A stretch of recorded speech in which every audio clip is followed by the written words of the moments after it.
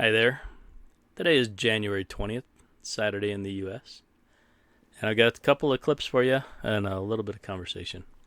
So I don't know if you guys saw this little clip out there, but I've watched it a lot of times. And I'm pretty sure, well, I can see a green screen behind him when I watch it. And I can see some fancy digital editing. And it's nice, and people get excited, and on Twitter they went nuts for it, and then they realized, oh no, he wasn't really there. But there is a guy who was really there, and his name is Kevin Roberts, and this is Kevin Roberts. He's the president of the Heritage Foundation, which is a conservative think tank, and he's got some things to say. So we'll watch them both, and maybe we'll pause. I don't know. Let's see how this goes. Where are we at? And I appreciate the World Economic Forum providing me the opportunity to be on this stage and say, fuck you, Klaus Schwab, and fuck your New World Order. We, the people, were born free, we will stay free, and you and all of your globalist friends, including everyone in this room, can go fuck yourself. So, yeah, that seemed good. And it's nice. Damon Imani. It's good to raise awareness, so I'm all for that. This is a little more substantive. And like I say, Kevin Roberts is the next guy. This guy's going to phrase a question. If you haven't seen it, it's worth watching. If you have seen it, share it with somebody who hasn't seen it. Because the more we share that we're not going to stand for it, we're not going to take it anymore. Sorry.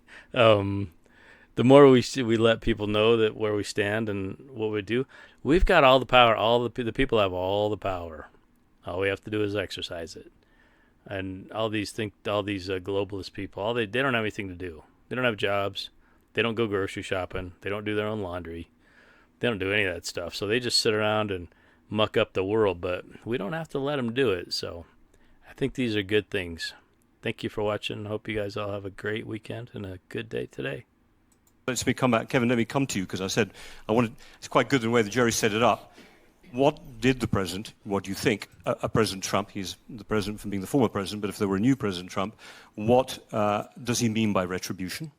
What is the issue, calling out very specifically a former Attorney General and former Chairman of the Joint Chiefs of Staff and so on? I mean, it sounds very personal. And you said yourself a minute ago, anyone who's kind of not with the program is not going to be in an administration. One thing that Davos, you might say, and the people come here stand up for, is liberal democracy. So if the idea that's going to be swept under the table is part of the idea, hopefully that's not what he means. What do you mean? What do you think he means by retribution? Well, it's laughable that you would, or anyone would, describe Davos as protecting liberal democracy. It's equally, standing up for it. It's equally laughable to use the word dictatorship at Davos and aim that at President Trump. In fact, I think that's absurd. But I'm going to step aside from that constructive criticism and instead answer your question. Yep. And I'm going to be substantive here. President Trump, if he's the next president, for that matter, I think whoever the next conservative president, is going to take on the power of the elites, which I mentioned earlier. But the thing that I want to drive home here, the very reason that I'm here at Davos, is to explain to many people in this room and who are watching, with all due respect, nothing personal, but that you're part of the problem. Political elites tell the average people on 3 or 4 or 5 issues that the reality is X, when in fact reality is Y.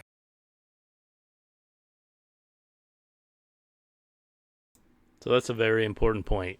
And I think for me, trying to figure out what's going on out there so I can position myself and protect the people I love and care about from this crazy world is all I've ever been doing on this channel.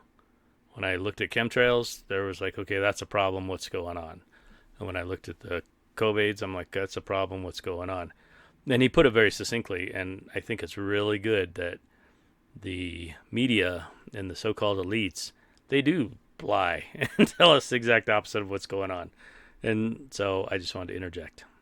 I'll quit talking. Thanks for watching. Thanks for your comments. Take immigration. Elites tell us that open borders and even illegal immigration are okay. The average person tells us in the United States that both rob them of the American way of life. They're right. President Trump will take that on behalf of the average American. Elites also tell us that public safety isn't a problem in big American cities. Just travel to New York or Washington or Dallas, Texas. The average person will tell you that the lack of public safety damages not just the American way of life, but their life. President Trump will take that on. Thirdly, I guess the favorite at the World Economic Forum is climate change. Elites tell us that we have this existential crisis with so-called climate change, so much so that climate alarmism is probably the greatest cause for mental health crisis in the world. The solutions, the average person know, based on climate change are far worse and more harmful and cost more human lives, especially in Europe during the time that you need heating, than do the problem and the problems themselves. Fourth, two more here, Robin. Okay. The fourth, China. The number one adversary, not just to the United States, but to free people on planet Earth. Not only do we at Davos not say that, we give the Chinese Communist Party a platform. Count on President Trump ending that nonsense. And fifth, as we sit here, another supranational organization, the World Health Organization, is discussing foisting gender ideology upon the global South. These are practices that are under review, if not being rejected, by countries in Northern Europe.